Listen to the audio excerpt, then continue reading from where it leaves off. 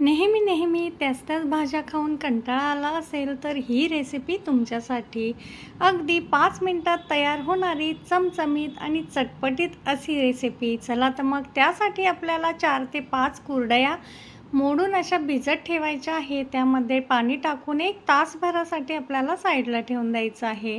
आता 1 तासानंतर आपण बघू शकतात आपली कुरडई छान अशी भिजलेली आहे. उरलेलं पाणी टाकून देऊन ही साईडला ठेवून देऊया.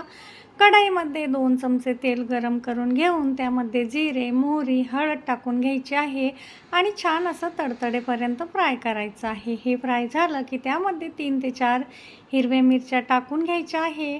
2 ते 3 कांदे बारीक चॉप करून टाकून घेऊन छान असे बारीक फ्राय करून घ्यायचे आहे सॉफ्ट होईपर्यंत. आता 2 ते 3 मिनिटात हे सॉफ्ट झालेले आहे. त्यानंतर टाकूया यामध्ये लाल तिखट. आता लाल तिखटचे प्रमाण आपण आपल्या आवडीनुसार कमी जास्त केले तरीसुद्धा चालू शकेल. लाल तिखट टाकून झालं की आपण भिजून ठेवलेली कुरडई यामध्ये टाकून घ्यायची आहे आणि छान असं ह्याला मिक्स करून घ्यायचं आहे. चवीपुरतं मीठ टाकून घेऊया आणि पुन्हा याला 1 मिनिटभरासाठी परतवून घ्यायचं आहे. आता आपली कुरडईची भाजी बनवून तयार झालेली आहे. त्यामध्ये थोडीशी बारीक चॉप केलेली कोथिंबीर टाकून घेऊन मिक्स करायची आहे आणि तयार आहे चटपटीत, झणझणीत, चमचमीत, टेस्टी अशी कुरडईची चटणी.